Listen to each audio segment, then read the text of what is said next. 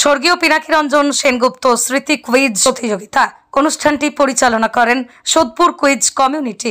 অনুষ্ঠানটি অনুষ্ঠিত হয় তারকেশ্বর থানা লোকনাথ ধর্মশালায়। এই প্রতিযোগিতা পঞ্চম বর্ষে পদার্পণ করল। রাজ্যের বিভিন্ন জেলা থেকে 50টি টিম প্রতিযোগিতায় অংশগ্রহণ করেন। প্রথম রাউন্ডে বাদ পড়ে যায় প্রায় 42টি টিম। বাকি 8টি টিমের মধ্যেই চূড়ান্ত প্রতিযোগিতা চলে। সংগঠনের দাবি, এই কন্টেস্টের মধ্যে দিয়ে আগামী দিন ছাত্রছাত্রীরা বিভিন্ন সরকারি দপ্তরে চাকরির ক্ষেত্রে অনেকটা সাফল্য পাবে, এমনটাই দাবি তাদের। প্রথম হয়েছেন সমন্বয় ব্যানার্জি হুগলি, শান্তনু ব্যানার্জি উত্তর 24 পরগনা।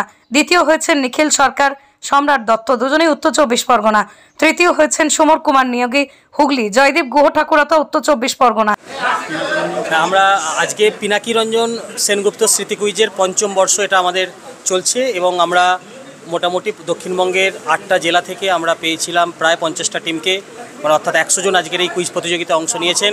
তারা দূর দূরান্ত থেকে এসেছেন, কিন্তু আমাদের খারাপ লাগছে যে তার মধ্যে 42টা টিমকে আমাদের প্রিলিমিনারি রাউন্ডে বাদ দিতে হয়েছে। আমরা নিতে পেরেছি মাত্র 8টা টিমকে এবং সেই 8টা টিমের মধ্যে আপনারা দেখতে পাচ্ছেন যেখানে আমরা কলকাতার টিম পেয়েছি, হাওড়ার টিম পেয়েছি, হুগলির টিম পেয়েছি, সুদূর দক্ষিণ 24 পরগনার টিম পেয়েছি, বর্ধমানের টিম পেয়েছি, বাঁকুড়ার টিম পেয়েছি।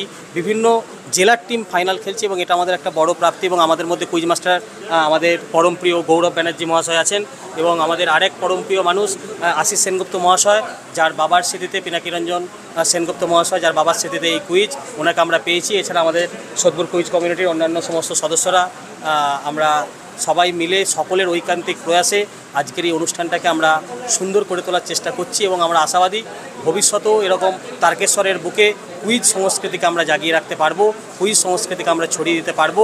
আগামী প্রজন্মের বাচ্চারা, আগামী প্রজন্মের ছেলেরা তারা জেনারেল নলেজ এই বিষয়টা কেন দরকার সেটা বুঝবে, সেটা উপলব্ধি করবে এবং তার সুফল পরবর্তীকালে চাকরির পরীক্ষা বলুন বা অন্যান্য যে কোনো ক্ষেত্রে বলুন পাবেন। এই অনুষ্ঠান আজ একটা বীজ পোঁতা হলো বলতে পারেন।